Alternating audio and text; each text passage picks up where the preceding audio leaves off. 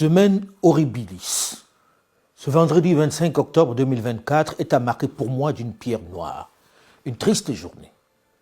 Journée de deuil où l'on met en terre l'un de mes meilleurs amis, que dis-je, un frère si proche, un complice. Celui qui, il y a quelques jours seulement, après l'interview que le président Laurent Gbagbo m'a accordée à Abidjan, me conseillait de faire attention à moi, de mesurer les risques que je prends avec l'orientation éditoriale particulièrement indépendante et disruptive d'Infomédia, de quitter le territoire ivoirien avant de la diffuser. Je le rassurais en disant qu'on n'en était pas encore là, que je ne faisais rien d'autre que mon boulot. Il m'a demandé d'être plus prudent quand même. Hama Amadou, tu laisses un tel vide dans ma vie, tant personnelle que professionnelle. Un tel vide dans notre famille. David, mon fils, dont tu t'es toujours soucié de la santé et à qui tu rendais visite à chaque passage à Paris pendant sa longue et pénible maladie, est affligé. Il ne s'en remet pas. Iman, ma fille, dont tu étais le héros et qui pendant toute son enfance te demandait à chaque fois les conseils pour devenir présidente de la République, est malheureuse. Son idole est partie si tôt, sans prévenir, sans avoir été à ce poste de président qu'il méritait largement selon elle. Trop d'injustices ont empêché que tu le sois, pourtant tu étais certainement, du moins pour moi, pour elle et des millions de Nigériens, le plus doué et le mieux outillé pour occuper cette fonction. Ceci n'engage que moi qui t'ai bien connu. Ami que tu es allé il y a une vingtaine d'années, malgré ta fonction de Premier ministre en compagnie de Pelé, Karda Aboubakar, Omar Tchiana et Mohamed Ben Dahan pour demander sa main pour moi à ses parents à Yantala, dans la pure tradition nigérienne musulmane, est inconsolable. Il faut dire qu'elle a été la dernière à te voir il y a quelques jours seulement à Niamey lorsque tu es passé pour lui demander de m'inviter à la grande prudence. Les souvenirs de toi nous assaillent, surtout les soirées ensemble pendant l'exil forcé par tes adversaires politiques. Les précieux conseils aux enfants, les milliers de discussions sur l'avenir de l'Afrique, sur les textes fondamentaux, sur les choix économiques de nos dirigeants, sur les pressions exercées sur eux, mais également sur le fait religieux, sur les traditions africaines qu'il faut absolument restaurer. Hier soir, en sanglots, elle revenait au téléphone sur ta décision de rentrer au Niger. Sur cette soirée où, inquiet pour toi, nous te prions de ne pas te livrer à tes bourreaux. Tu as pris l'avion et tu es allé affronter ton destin. Tu es allé te livrer à Niamey. Tant tu aimais ce pays, tant tu étais prêt à te sacrifier pour ce vaste ensemble sahédien qui pour toi valait plus que tout.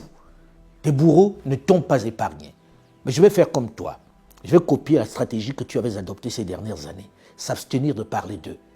C'est pourtant très difficile parce qu'alors que tu n'étais pas encore refroidi, certains, manquant une occasion de se taire, ont, d'un coup, à la stupéfaction de Nigériens, claironné qu'ils étaient tes amis, tes proches. C'est vrai, la mort vient mettre fin aux batailles. C'est pourquoi je préfère ne pas m'appesantir sur ces imposteurs qui n'ont pas hésité à descendre la pratique politique en dessous de la ceinture. Que Dieu leur pardonne leurs errements. Je vais éviter, au moment où tu nous laisses orphelins de toi, de raconter ton parcours comme le font déjà, avec plus ou moins de talent et de justesse, de nombreux médias. Ta vie politique, elle ne fait pas l'ombre de débat. Tu as été un grand homme d'État tellement amoureux de son pays que tu as même choisi, après le putsch militaire de juillet 2023 et la rupture avec la France, de prendre le chemin de retour sans garantie, juste pour montrer ton soutien aux nouvelles autorités et dénoncer le choix des sanctions de Paris. Depuis cette date, tu as refusé d'y retourner, prenant sur toi d'aller suivre tes soins médicaux jusqu'en Inde. Je ne vais pas répéter, comme presque tous, même tes pires détracteurs, le rôle de premier plan que tu auras joué au plus haut niveau au Niger. Depuis Séni Kountché, dont tu étais le directeur de cabinet dès août 1985, jusqu'à ta dernière fonction de président de l'Assemblée nationale. Je ne vais pas non plus revenir sur la prison où on t'a embastillé pour des accusations folles qui t'insupportaient, tellement c'était grotesque. Trafic d'enfants. Une accusation que reprenaient sans vergogne en cœur certains médias à la solde de tes ennemis.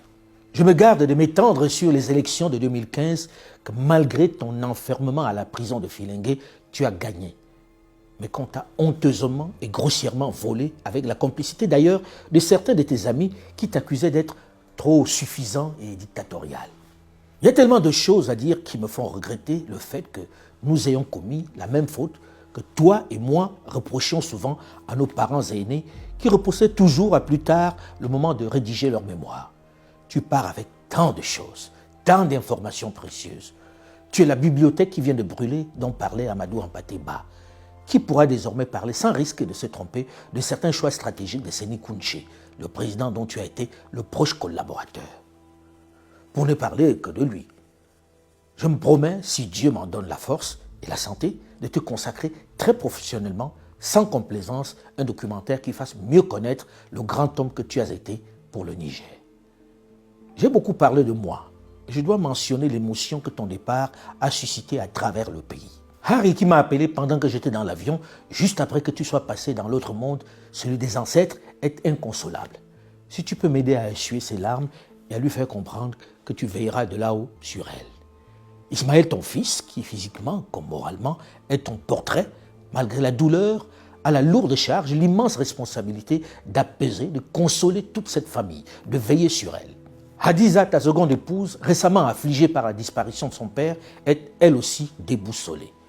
Tu étais la seule famille qui lui restait et elle ne sait plus à quel sein se vouer, vers qui se tourner.